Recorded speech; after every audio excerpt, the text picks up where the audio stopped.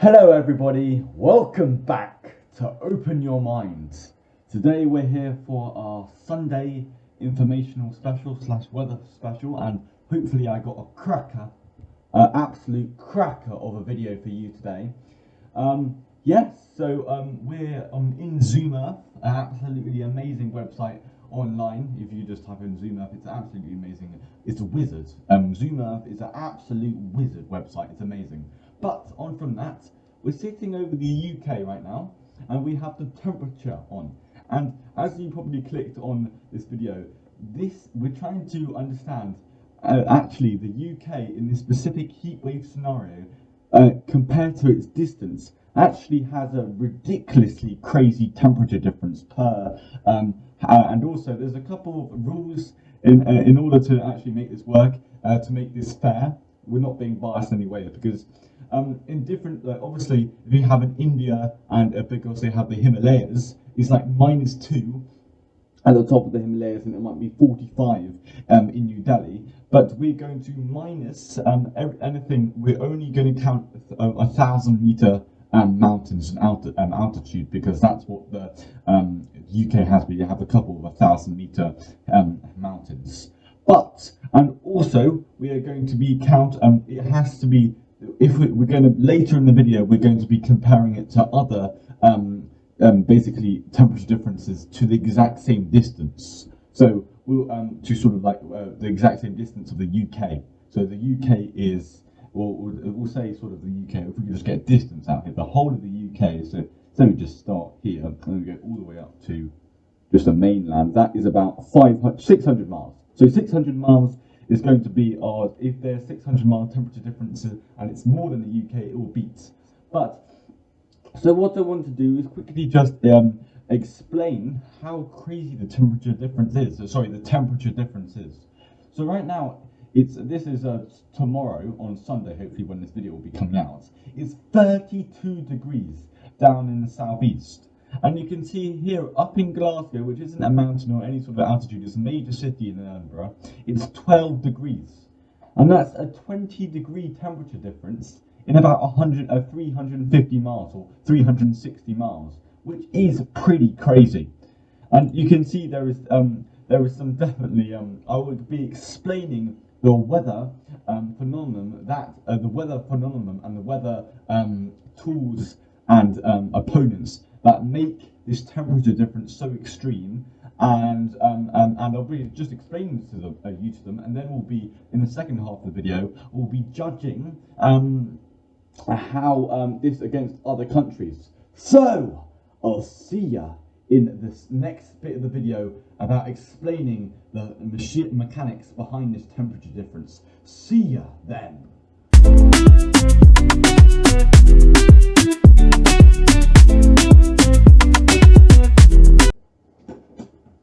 Hello, welcome back.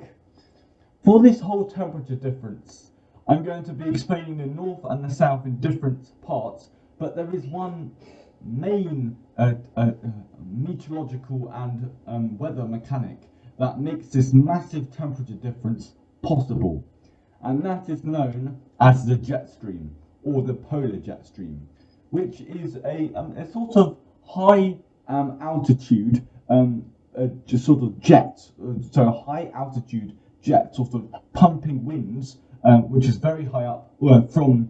If we look at it here, it's a very high altitude sort of think of it like a Hoover.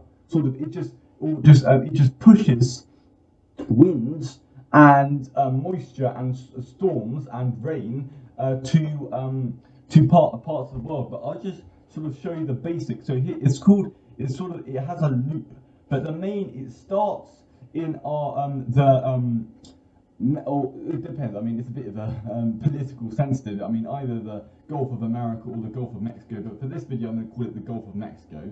It comes from the Gulf of Mexico, so warm, humid, hot air, and then it comes all the way up to northwest Europe or northeast Europe. Northwest Europe. Sorry about that. And this is what keeps northwest Europe and the UK so mild in the winter. And because if this broke down, we would be the same as the UK would have the same temperature as Winnipeg Canada, which is about -7. So that's chilly. We're just talking about a small temperature difference, 12 degrees. So -7 is something different completely. But that's for another video. So what happens is, in the summer, in the winter, there could be various positions where the jet stream hits. Sometimes in the winter, it can hit Portugal. And mainly in autumn and spring, it usually hits the UK, south of UK. And then in the summer, especially with the omega block and high pressure in the continent, it can go all the way around and hit Norway. But in this specific, it's like a complete barrier because the jet streams come down a bit, so it's not allows heat to go all the way up north to Scotland. And you can clearly see here where the jet stream is. It's sort of coming along here with where the cold barrier is. You can see from 17 to 13 degrees. That's where the jet stream, the high altitude winds are kind of coming along this ridge and then coming straight into parts of Northern Ireland by Belfast and then straight back and then into just parts, a very small amount of Northern England, so like Cumbria and Northumberland, and then all the way over Scotland. That's what makes these areas so cold, because they're completely overcast, and with this here we can see here where the jet stream starts to hit the warm hot air. So this is kind of like our barrier. This is kind of like our no man's land in between Scarborough and Newcastle, where the jet stream is this will be the storm track. This is where the sort of storm track is riding the sort of hill of high pressure over southern England. And but it also goes north. So you can see in Glasgow, this is why Glasgow is so cold, because there's predicted rain. Precipitation keeps temperatures down. And clouds, we can also see clouds keep temperatures down. So this is why it's so cold here. And yeah, and then you can see the jet stream now ripples straight up into the southern parts of Norway and then back around to eastern parts of Europe, giving them a bit of precipitation. But sometimes Scotland's been a bit warmer this summer because high pressure's gone up north, and then there's been a massive sort of omega block pattern, sort of a massive over and around pattern. And Scotland has been a bit warmer, but this is a classic. This is, I would say, I'm not sure what percent of heat waves end up like this, but this is the majority of heat waves we have in the UK. And it just acts like a massive temperature difference. And so then we've pretty much explained most of it. It's just in the second part, I'll explain what this means for the southern England. And yeah, okay, see ya on the other side.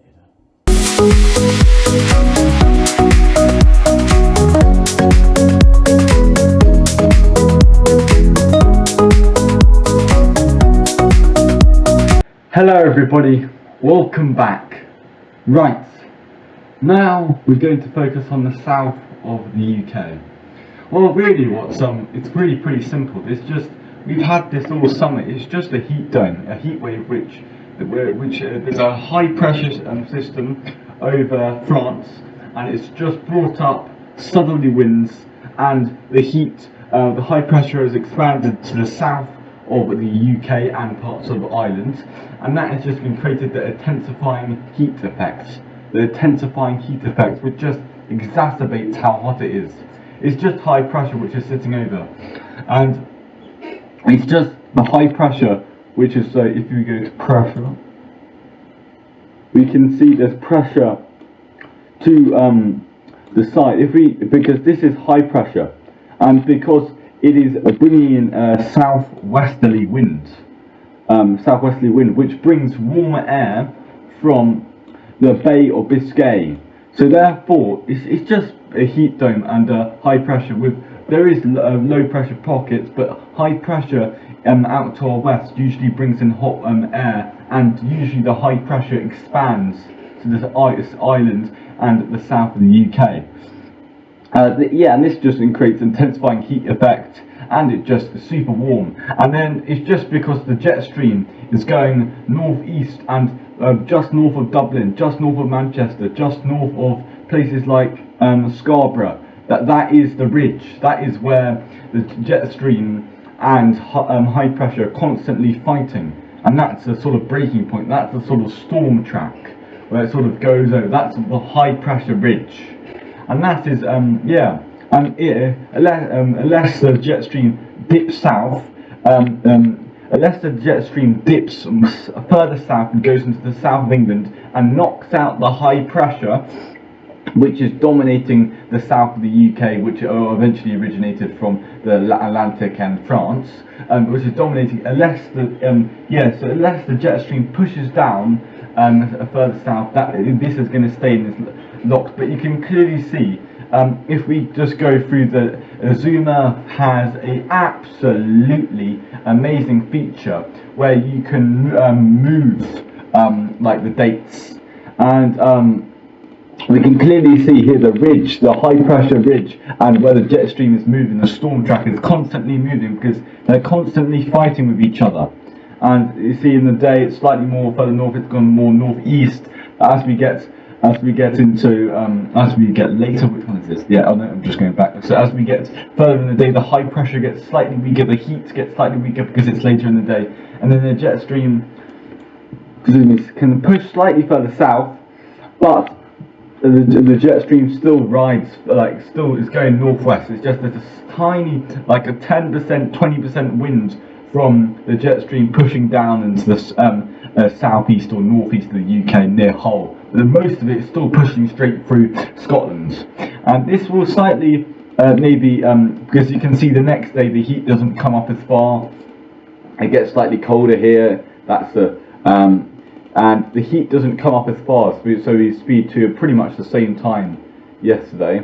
And actually, my prediction was wrong. The jet stream is pushed further north, and it's an up and around pattern.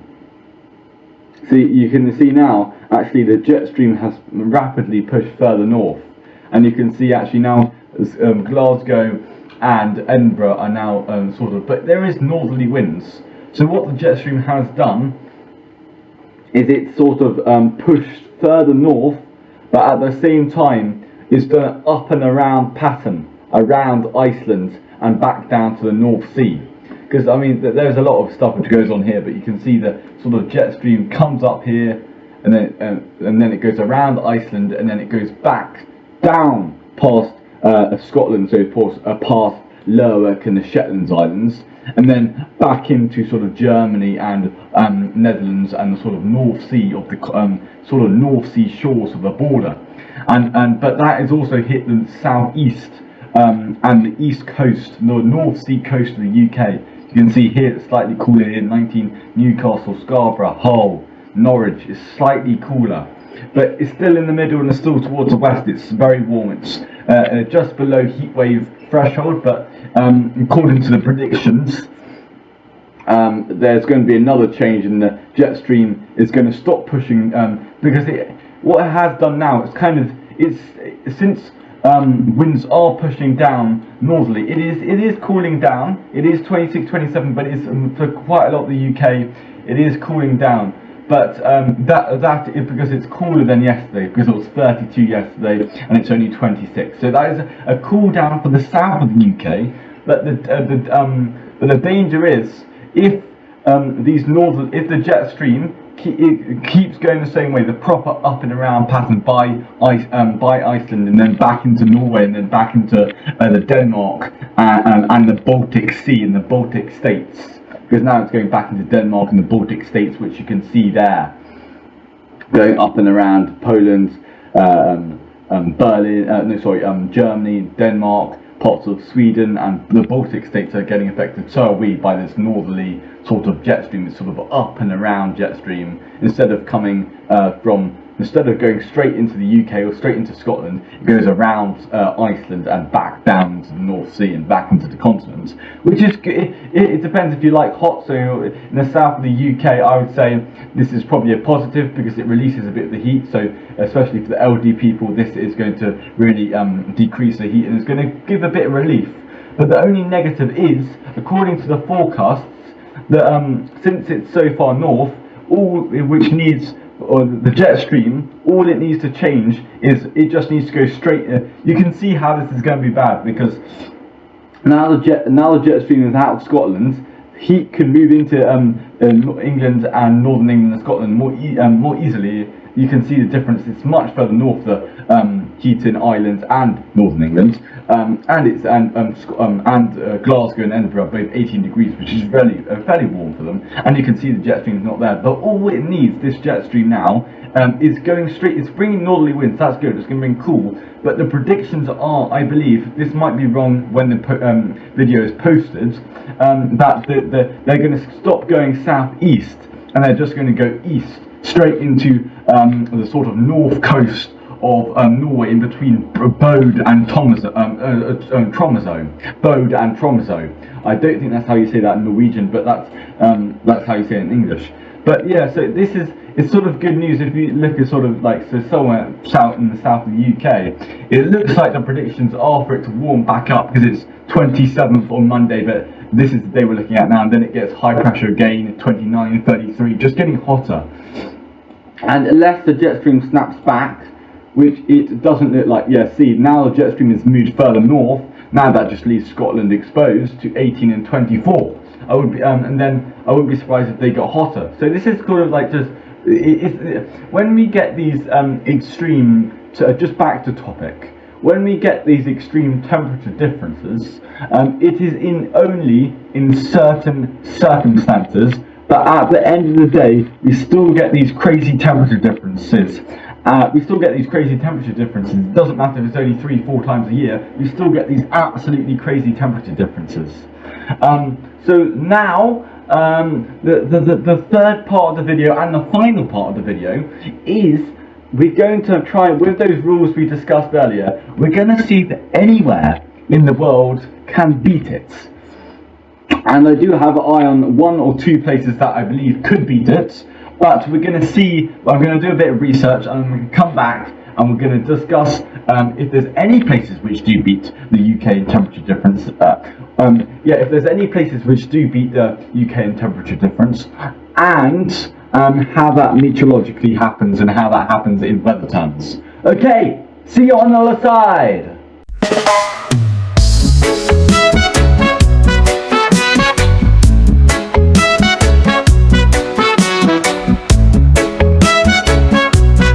Hello, welcome back.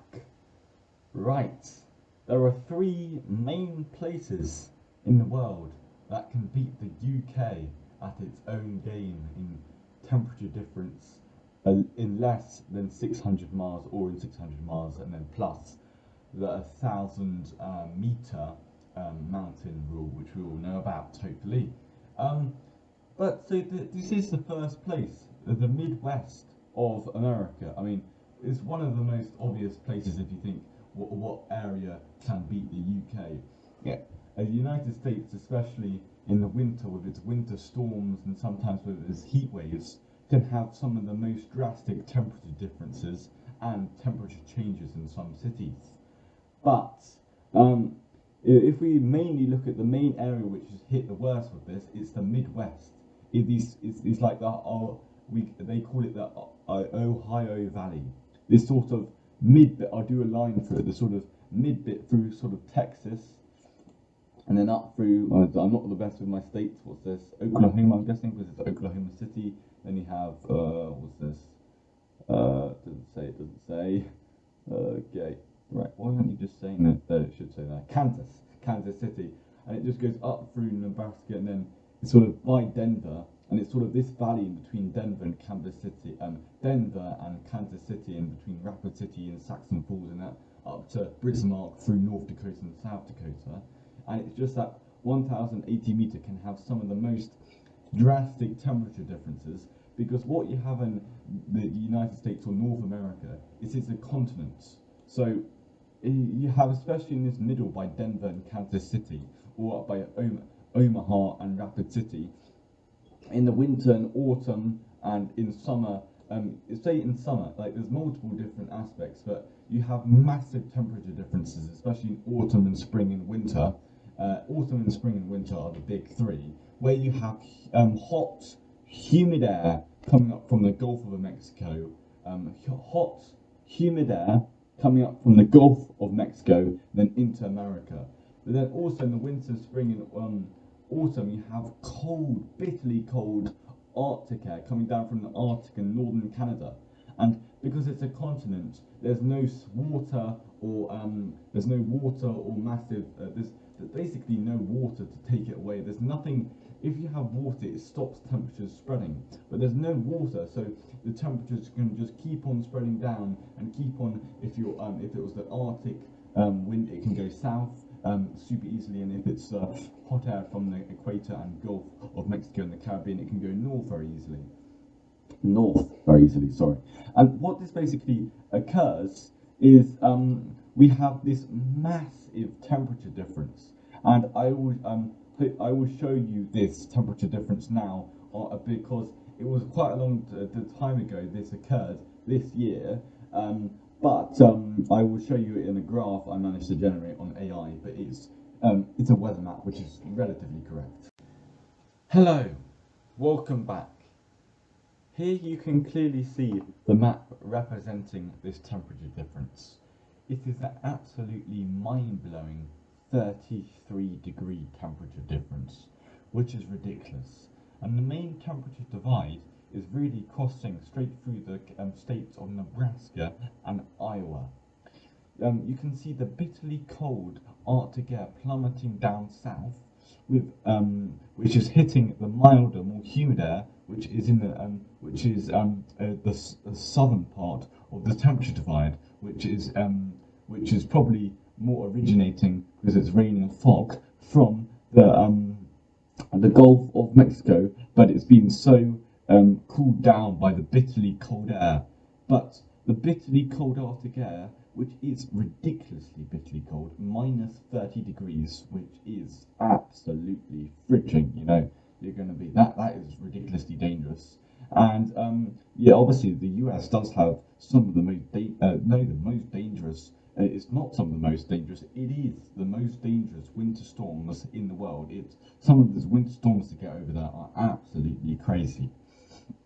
But what happens here is the Arctic air does not have enough, or there's two options which are happening. The Arctic air does not have enough power to burst through into the slightly warmer, humid air, or this temperature difference is setting up over Nebraska and Iowa now, but the Arctic air might get stronger and push further down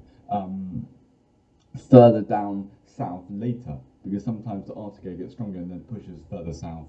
And this winter this winter 2026, we have seen some devastating winter storms, especially the one, I think it was in January, which the winter storm moved so fast down south, it moved down even to the Gulf of Mexico, and you can clearly see the Gulf of Mexico even getting disrupted by bitterly cold temperatures. I'll see if I can find a photo of that now. Right, I'm going to show you a couple of pictures, but this is a really good picture to show.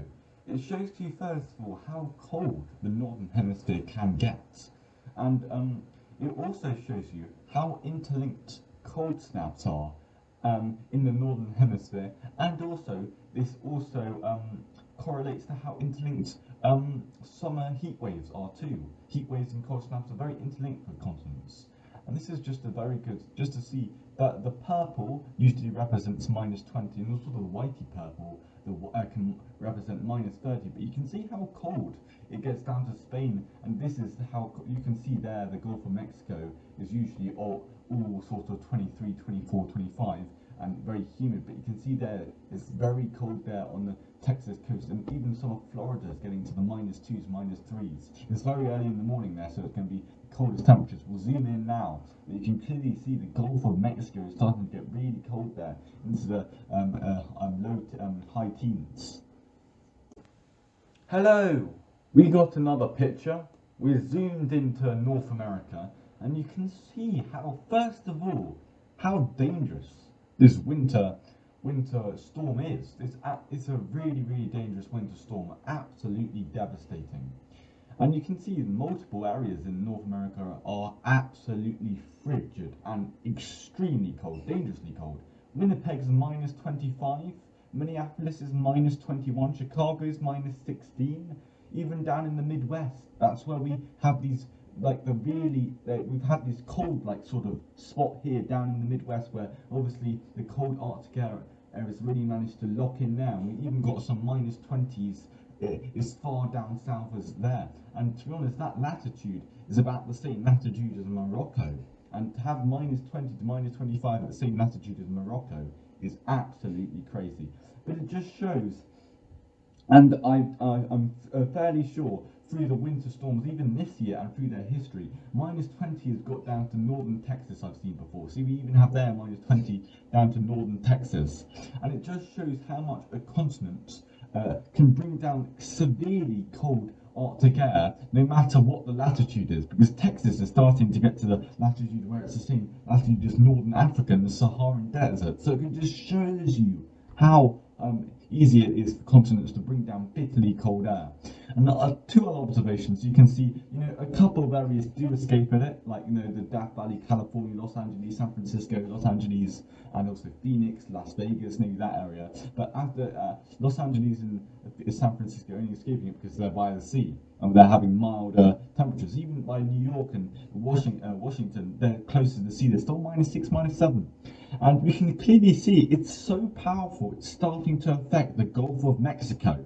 And that's bringing, and that's taking really, like the north of Gulf of Mexico is now down to about 15 degrees the air temperature above the Gulf of Mexico, which is insanely cold for the Gulf of Mexico. And you can also see, you also have this border here by Mexico, there is starting to have -6, -7 in northern Mexico, which is very rare because Mexico is starting to be on the equator.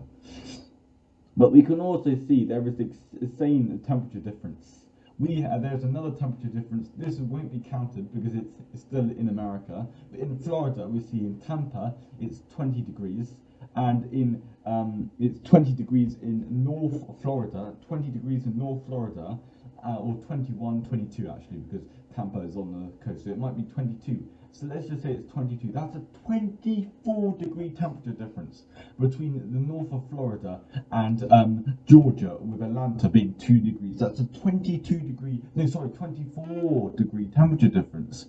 And it's in the same country, so we won't count it, but it just shows you if this cold air comes down, it can kind of sweep it back up to the southeast of America. But it just shows you sometimes when you think we're talking about heat waves, you just in the summer, I don't know why, maybe it's just me, I forget how cold it gets in the winter. But yes, on to basically how cold, what is the next temperature difference, and it's obviously going to be in Russia, Siberia. Okay, so I'll see you on the other side. Hello guys, the most smallest interlude. This is I'm now filming on the day of release, hopefully. And the stuff we talked about yesterday, well, it was the early part of the video for you, but for me it was yesterday. We talked about this, and I was explaining it a day before, and you can just see it here, the storm track riding over the high pressure. Oh, sorry, this is early in the morning, but the high pressures around Newcastle, and you can just see it's just here, even here, radar. You go here, you just see that it's just riding, the storm track is just riding over the high pressure. It's just, the storm track is absolutely riding over the high pressure. And the only reason I was showing you back here, just because you can see it more clearly. It's just properly riding straight through the southern Scotland, and it's just straight over the high pressure, and that's why Glasgow is so cold, because it's just getting overcast and a high amount of rain. And obviously high amount of precipitation, high amount of overcast is going to extremely keep temperatures down, and it's going to be extremely mild. The temperatures are going to be extremely mild if that happens. Yeah, rain and clouds are just going to be an absolute freezer box in the winter. Oh, there's a couple of thunderstorms here, but that's not what we're looking at right now. Okay, I'll see you on the other side, and we're going to talk about Kazakhstan. Goodbye.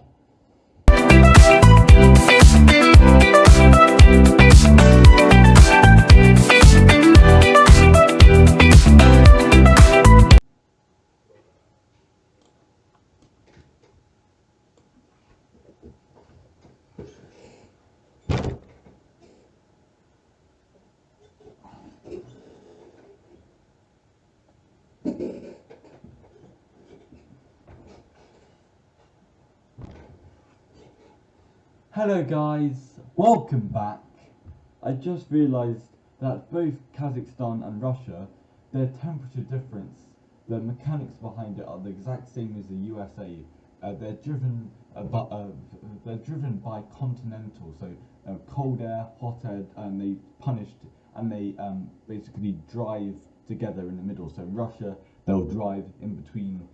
They'll be in the middle, say here, in between Siberia and like the south of Russia, and the same in Kazakhstan. There's just two really hot air from the south and really cold Arctic air from north. And it's just the same for both of them. And I'll just pop it up on screen. But in terms of 600 miles or less temperature difference, and obviously the 1,000-meter or below mountains or mountain ranges. Here is, so the USA ranks first in temperature difference with about 33-degree temperature difference this year. And this is all this year, by the way. This is all this year. Then it's Russia with about 30-degree temperature difference recorded this year over 600 miles, and over the rules we've just discussed. And then third is Kazakhstan, and that is 25 degrees. And then it's the UK fourth, which sometimes it can be 20 to 22 degrees. I mean, the one I was just giving you an example wasn't the most extreme one this year. The most extreme one this year was about 24, 23 degrees. But 20 degrees is a very good example of it. It's very strong. And this video hopefully made you understand how actually you may overlook how drastic and how extreme the UK's temperature difference between north and south is, especially in the summer. It is hopefully a fact that I have really helped you understand, and this is really helping you open your mind. Really helping you open your mind, which is obviously a very good tagline for the end of the video, because obviously my YouTube channel is called Open Your Mind. But thank you so much for watching. I've really enjoyed creating this video. I understand there might have been a couple microphone problems, but I am getting a new microphone soon. I'm so sorry if you recently subscribed about my Transport Fever episode 6. My computer broke down and the microphone was all completely done. It was a really bad microphone, so I'm so sorry about that. But I'm really hoping you enjoyed this video, and you will hopefully enjoy all my other. I'll be releasing videos like this every Sunday, hopefully. And I really hope you enjoy this. And if you like content like this, please do consider subscribing. And if you would like to, please like and comment. So I mean, say whatever you want in the comments. Sure, anything really. And thank you so much for watching this video. Goodbye. Thank you so much for watching. Goodbye. God, you look so pretty.